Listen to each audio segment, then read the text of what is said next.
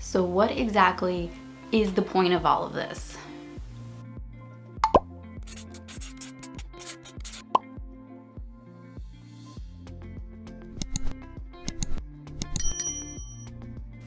I feel like there's been many days, especially in the first couple of years that we started homeschooling, where I was in the middle of my day and things were just really overwhelming. And I got to a point where I was like, what is the point of me doing all of this? Why did I do this to myself? Why do I keep coming back to this? And there will be days like this. But what exactly is the point of doing this, of buying all the curriculum, of spending hours upon hours, hundreds and hundreds of hours, poring over these books and really just pouring ourselves into our children? Why are we doing this? That is something that might be a little bit different for everybody, but here is a couple of tips for you. When you get to that point and you start saying those things to yourself, because I feel like we all have those days, and I'm a first generation homeschooler, so there was nobody to tell me like, hey, you might have those kind of days. If you're a first gen homeschooler, I'm telling you, I'm going to be your mama and say there will be days like these. But there was nobody to say that to me. So there were days where I was like, am I doing this wrong? What is wrong with me? Should I even feel like this? I don't know. Just breathe with me, and I'm going to go through a couple of things that helps me refocus and get back on track. So first, one of the main thing that I always go back to is the main reason why we homeschool. So the first thing I would tell you is focus on Christ. Now, if you are unaware, my channel is a Christian homeschool channel, so this might not apply to some of you watching, but for those of you who are Christians with me, I want to say focus back on Christ, because the whole reason that we're homeschooling is because we're Christians and we have a Christian worldview. And the main reason why I pulled my kids out of school is because the worldview did not match what our worldview was, and we wanted to give our children a biblical education. So, first and foremost, focus on Christ. Go pray. Go pray, go have a cup of coffee, go read your Bible. And a lot of times just that like decompression of those things really helps you center back on Christ. I am doing this because I want to be obedient to Christ. I am homeschooling because I am following what the Bible says. I am homeschooling because put in whatever you feel like is the biblical answer to that. But that for me, that's what it was. You know, my husband and I, we wanted to be obedient to the word. We wanted to be obedient to, you know, that verse in Deuteronomy where we teach our children the word when we lie down and when we wake up. And that was so important to us. And we knew that if we had our kids in public school for 8 hours a day, there was no way we could do that. You know, it was just almost impossible to do that. So to be obedient to the word, we felt like this was the path for us. So on those really, really, really hard days, my mind goes right back to that decision. It goes right back to that day where my husband and I, we were sitting down together and we were discussing what we wanted to do with our children and with their education, and we came to that decision. So my mind always goes right back to that, and it goes right back to Christ, the main reason. And if you don't have a reason why you're homeschooling, these days are going to be really hard for you. So you need to have that core reason that pulls you back in on those hard days. So the next thing I would say is take a look at your method, okay? I have found I am the creator of much of my own misery. And one thing that I have done, and some of you who are also first-gen homeschoolers who were public schooled, like me, we tend to do this on accident a lot. We don't even realize that we're doing it sometimes. But ask yourself, am I trying to replicate public school at home? And a lot of times we are, and we don't even realize it. I have done it. I did it for the first 2 years of my homeschooling journey. Did not even realize I was doing it, and I felt kind of silly. But hear me out for a second. The problem with a lot of this is I was a teacher, okay? So one of my main problems is I was teaching and then I moved into homeschooling. So for me, setting everything up in a manner that kind of replicated public school was just the natural thing for me to do. This was the thing that was super easy for me to fall into because I came from that environment. It was all I knew. I wasn't like the mom who just said, I want to homeschool my kids and just started homeschooling.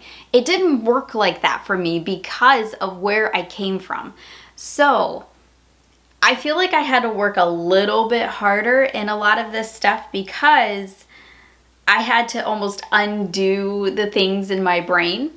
And then I had to kind of retrain myself to not do that in my own homeschool.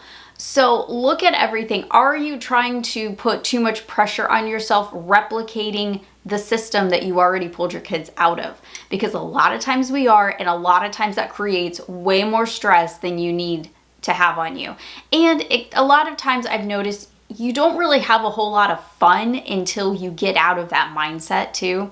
Because once I started getting out of that mindset and I started really abandoning that public school model, I started to have a lot more fun in homeschool. I started experimenting with different curriculum. I started making my own curriculum and going off of the interests of my own children. And, sometimes we would just wander off the beaten path a little bit. And that was when I felt not just like a real homeschooler, but like we enjoyed homeschooling. The third thing that I would say is if you are having a really rough day, ask yourself the real root of the problem.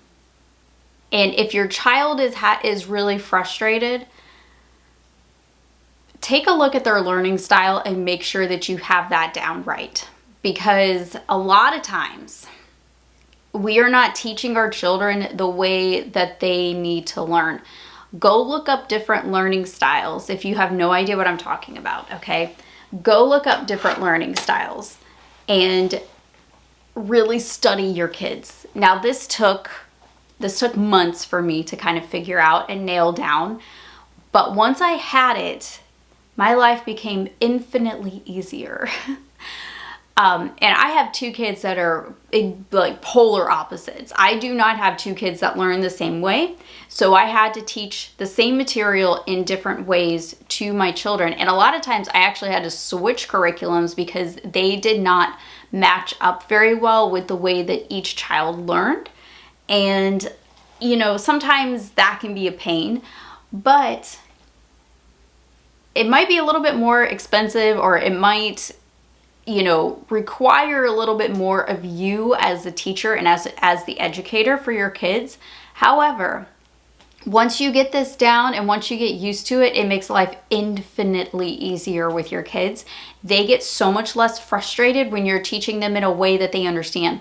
Visual learners will love stuff on the computer. I have a child who's a visual learner. He loves it. He excels this way. That's just his thing, and he has taken off. I have another kid who, he's not so much visual, but he learns a lot in the kinesthetic way. But at the same time, he also does a lot of just reading and traditional book work. He likes that type of stuff. He's not big on the computer type of things. So, sometimes they're a blend. I have one kid who's kind of like a blend, and I have one kid who's just strictly visual. He loves that type of stuff. I cannot tell you how much it's going to help you to study your kids, especially in the beginning. And watch too, because sometimes your kids will start out in one learning style and they might change to another, just as they get older and they mature a little bit. their learning styles might also change up on you, and you're going to be like, wait a minute, that happened to me. And I'm just saying that it's not unusual for that to happen. And you're going to have to make adjustments and tweaks as you go along in your homeschooling journey with your kids.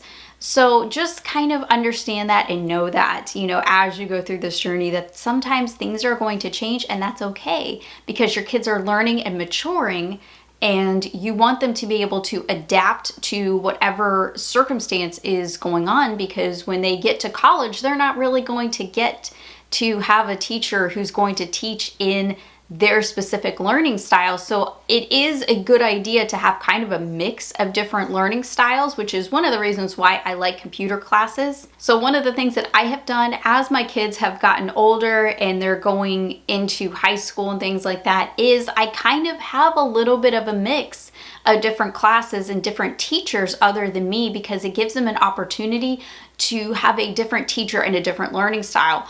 But especially when they're young and they get frustrated really easy, one of the best things that I did was I learned their learning style by studying the kids, and then I taught in a manner that helped them the best. So that cut down a lot of the frustration for us, and we had a lot less frustrating days because of that. Okay, so I want to know, what are your tips for those really, really frustrating days? One of my small tips is to have a box of your favorite tea or coffee put away somewhere. Like that one that you just really love. Like, even if it's like a seasonal one, like this one is a seasonal one that I found for fall, and I'm like stocking up so I can put it in my pantry for later, because they last like two or 3 years. So I put them back in my cabinet, and I have them for special days. It helps when I'm having a rough day, especially in the middle of like winter or summer, to pull out like my favorite fall coffee. I don't know why, it just makes my heart happy. You know what I mean? Let me know, what are your favorite things to do when those really, really rough days hit? Let all the newer homeschool moms know down below in the comments. Maybe you will encourage somebody who is having a rough day today. All right, guys, I will see you in the next video. I hope you have a wonderful rest of your day, and happy homeschooling.